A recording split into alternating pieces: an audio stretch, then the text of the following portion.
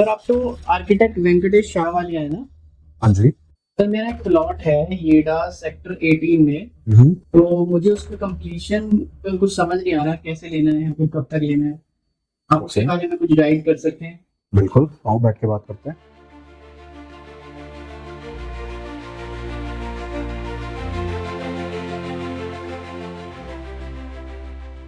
Sir ये हम कहाँ बैठे हैं? अभी हम दिल्ली में जो साइट हम कंस्ट्रक्शन कर रहे हैं, ये 125 स्क्वायर यार्ड की साइट है दिल्ली में। और इसमें हमने स्टिल प्लस 4 फ्लोर्स बनाए हैं। तो यही हम किचन में बैठे हैं, बात कर रहे हैं।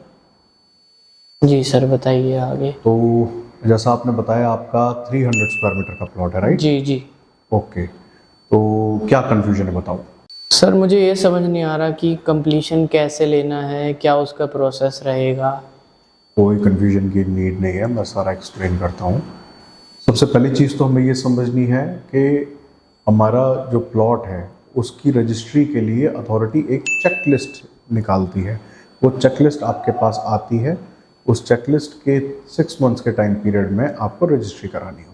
तो इस चेकलिस्ट की ड्यू डेट से आपके पास 3 इयर्स का टाइम पीरियड होता है कंप्लीशन लेने का। और अब बात करते हैं कि कंप्लीशन लेने का प्रोसेस, जिसमें आपको कन्फ्यूजन है। तो इसको हम सिंप्लीफाई करते हैं, इसको हम 3 स्टेप्स में डिवाइड कर देते हैं। तो पहला पार्ट है सैंक्शन, दूसरा पार्ट है कंस्ट्रक्शन और तीसरा पार्ट है कंप्लीशन का।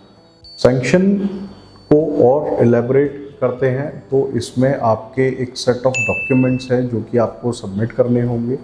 बेसिकली आप सबसे पहले तो अपना एक BPMS पोर्टल है येडा अथॉरिटी का, उस पर आप जाके रजिस्टर करेंगे। अगर आप रजिस्टर नहीं कर सकते हैं तो आप हमें कांटेक्ट करिए, नंबर हमारा स्क्रीन पे कहीं आपको दिखेगा और इसमें आप हमें कांटेक्ट कर सकते हैं। हम आपका वो पोर्टल जो है वो रजिस्टर करा देंगे। एक बार ये हो जाता है, वहाँ से आप अपना आर्किटेक्ट सेलेक्ट करते हैं।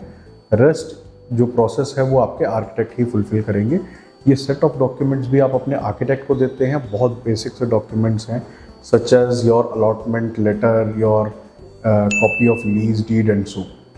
चेकलिस्ट की अगर आपको नीड है तो चेकलिस्ट जो है इस वीडियो के लिंक में भी हम शेयर कर देंगे। एक बार जब ये चेकलिस्ट सबमिट हो जाती है, साथ में ही सैंक्शन ड्राइंग जो आर्किटेक्ट प्रिपेयर करेंगे, जैसे हम अपने क्लाइंट्स के लिए करते हैं, वो हम पोर्टल पे अपलोड करते हैं, वो अथॉरिटी में हम सबमिट करते हैं। उसके बाद आपके BPMS पोर्टल पे एक फ़ीस जनरेट होती है।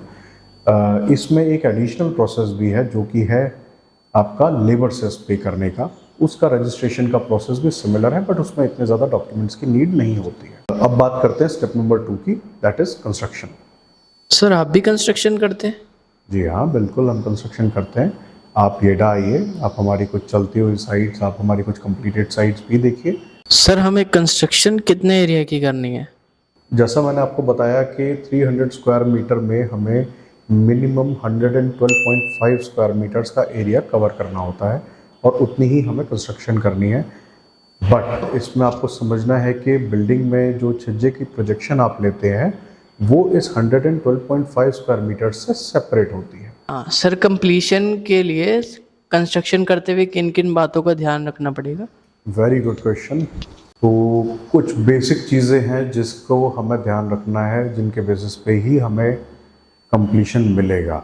नंबर 1 कि हमारी जो साइट है वो कम्प्लीटली लॉकेबल होनी चाहिए, विच मीन्स कि आपके डोर्स और विंडोज़ जो है वो इंस्टॉल्ड होने चाहिए, इंक्लूडिंग बाउंड्री वॉल पे भी गेट होना चाहिए। जो भी डोर्स और विंडोज़ आप लगाते हैं वो इट डज़ंट मैटर कि वो वुडन है या वो स्टील के हैं या MS के हैं या वो किसी और मटेरियल के हैं। जो ध्यान रखने की बात है वो ये है कि उसमें या तो ग्लास या फिर लोहे की या किसी भी चीज़ की ग्रिल होनी चाहिए। मच्छर वाली जाली नहीं लगानी है, प्रॉपर सेफ्टी ग्रिल होनी चाहिए, तो ही आपको कंप्लीशन मिलेगा। इसके अलावा आपका वॉशरूम जो है वो फंक्शनल होना चाहिए। सर वॉशरूम में टाइल्स लगाना ज़रूरी है? नहीं, वॉशरूम में टाइल लगाने की कोई नीड नहीं है। आपका फंक्शनल का मतलब ये है कि आपकी बेसिक प्लम्बिंग की फिटिंग्स जो है वो होनी चाहिए। आप एक बेसिक प्लास्टिक के टैप लगा के भी उसको फंक्शनल बना सकते हैं। अगेन आपको पाइपिंग करानी है, प्रॉपर सैनिटरी वेयर उसमें इंस्टॉल करना है, तो ही फंक्शनल माना जाता है। तो इसके बाद आता है आपका किचन। किचन में क्या क्या आता है सर? किचन में आपको ज़्यादा कुछ नहीं कराना है, इसमें आपका बेसिक किचन का स्लैब होना चाहिए और इसमें आपका सिंक जो है वो इंस्टॉल होना चाहिए। अगेन पानी की फिटिंग जो है वो भी रेडी होनी चाहिए। सर मुझे अंदर में क्या क्या फिनिशिंग करानी होगी? फिनिशिंग ज़्यादा नहीं चाहिए, आपकी वॉल जो है वो प्लास्टर्ड होनी चाहिए और प्लास्टर्ड तो वैसे भी होनी चाहिए, वो आपकी बिल्डिंग की मजबूती के लिए अच्छा रहता है।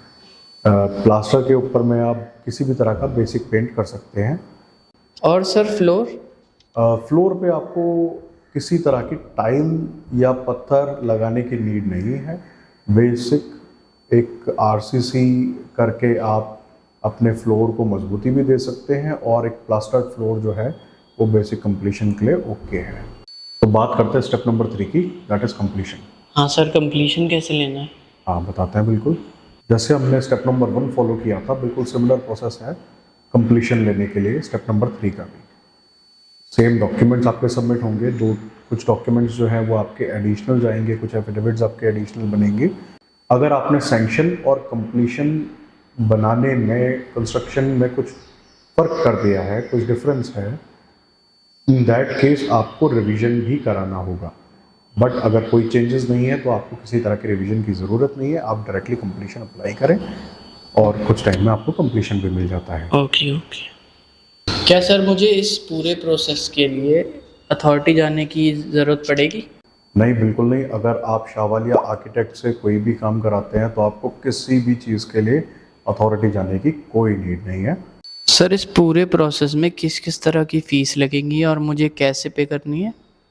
देखिए, इसमें मल्टीपल पार्ट्स में फ़ीस आपकी पे होती है।